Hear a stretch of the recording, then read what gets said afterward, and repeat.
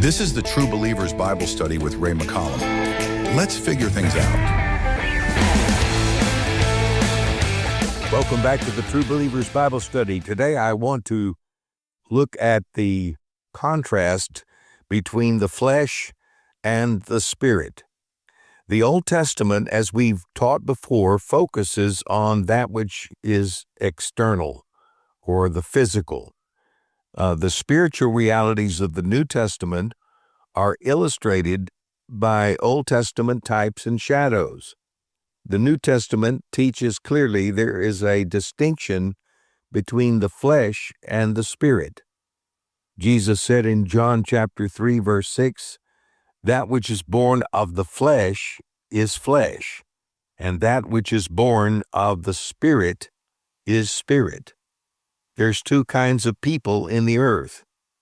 There are all men who are born of the flesh, but then some of those are born of the spirit. And there is a distinction. There's a contrast. There's a clear difference. This is what Paul was referring to in Romans chapter 8, verses 1 and 4 to 5. Paul says, "There is therefore now no condemnation to them who are in Christ Jesus, who walk not after the flesh, but after the Spirit, that the righteousness of the law might be fulfilled in us, who walk not after the flesh, but after the Spirit. For they that are after the flesh do mind the things of the flesh, but they that are after the Spirit mind the things of the Spirit." Then in verses 8 and 9, "They that are in the flesh cannot please God. But you are not in the flesh, but in the Spirit, if the Spirit of God dwells in you. Now if any man have not the Spirit of Christ, he is none of his." Now, I know that's a lot, but the point I'm trying to make is there are clear distinctions between those born after the flesh and those born after the Spirit. Those born after the flesh think about the things of the flesh. Their affections are for the things after the flesh. But those who are born of the Spirit mind the things of the Spirit.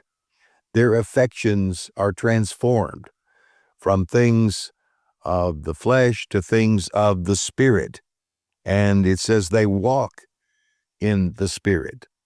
Those that are born after the flesh walk or live their lives in the flesh, according to the flesh. But those that are born of the Spirit live their lives in the Spirit, after the things of the Spirit. They mind the things of the Spirit. And if you are born again and you're walking after the Spirit, there is no condemnation to you in Christ Jesus, because you are walking not after the flesh, but after the Spirit. So all of these things are designed to make sure that we understand that difference. That is the contrast within the human race. And as we've said before and will say again, there are only two races of men in the earth. There are all of those who come into this world by the flesh, and that's all of us, are born of Adam, the first man. He was a living soul. He was made flesh. But then there are those who are born again and transformed. They are transferred out of the kingdom of darkness into the kingdom of light. That's why John uses the term born again. Everyone's born once. Those who believe are born twice. Everyone is born after the flesh, but those who believe are born again after the Spirit. And their lives bear witness of their birth. If you're born after the flesh, you will live according to the flesh. But those that are born of the Spirit will live according to the Spirit. So it's not just a matter of some spiritual language or some spiritualized terms.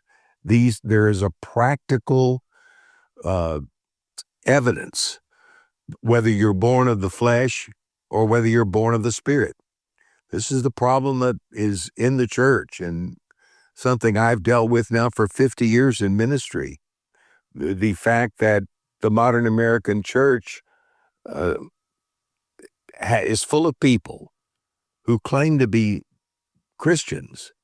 They claim to be born again, but there's no evidence of that birth, that second birth, that regeneration. There's no evidence of that in their lives. They live like the world.